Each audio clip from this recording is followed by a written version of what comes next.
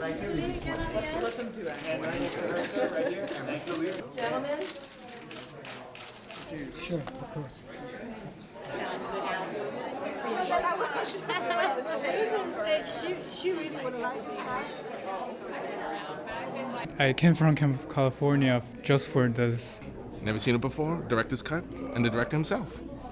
There are some directors who stay very close to home. You know, they've got their kind of few square meters of Earth or the world that they know about, and that's what they explore. And some do a brilliant job staying right there. And there are others, and I think Ang is a really interesting example of someone whose work is really about so many different experiences, whether it be medieval China, whether it be the Civil War, whether it be Connecticut in the 70s, you know, all of these. Because at the heart, I think what's great about Ang is he looks at them, but looks through them at the same time and understands that at the core of all of these different experiences are some basic human issues and questions that we deal with in our everyday lives.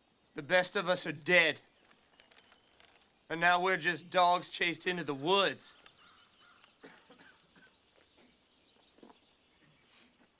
I am sad, boys, but I am vengeful. I think this is a more fair shot for the audience. Somehow more is bigger. It's more epic. It's meant to be that way, and it takes longer breaths. It's just different creature. Ride with me, Lawrence! The question is how Ang Lee, as someone who was brought up in an Eastern culture in China, can adapt himself to make films, as he has so often, that are very much about real moments in American history and culture. Well, I rip off good idea from American writer. And no, I was born kind of outsider in Taiwan, and that I don't have choice, but I have a choice which movie I make, where I live. And I very much identify with the American ideas. And don't mix up American idea with American realistically. That's sometimes different things. It can be different. But I'm very much interested in the pure American idea. If I find something never being done in a movie, and I jump to it, I found that fascinating. That's why I love the book, which brought by Anne and every. I've never seen anything like that. And you know me, I came from Taiwan. I quickly identify with losers, the losing side. And the heart is in the south, and your spirit has to go north. My God, this is the beginning of globalization. It happened right there in the dead center of America. It's just so fascinating, all the histories. I think the winner gets to write history, and sometimes they don't cover the whole entire picture. I think the losing side deserve a fair shot. Was I scared when I did it? Of course I was scared. And who am I to portray the bushwhackers? I think I got them right. I think I get the facts all right. And it was just this full immersion, you know, in the 19th century and the Civil War, and we all became horsemen, or we let the cow in us shine. You know, they say that's what the Wranglers say. Well, you know, hey boy, got a little cow in him. You know, so we really became immersed in this kind of in this lifestyle. You know, the dirt under our fingers was dirt. You know, Toby didn't take a bath for 3 weeks, I think. You know. One of the most amazing experience I had in shooting in that town. We bought that town. It's a flat town. Ted can tell you the business. I think that we bought the town for something like $11,000. It had been, FEMA had declared it a disaster because of the flood. They moved whatever houses they could up the hill above the floodplain.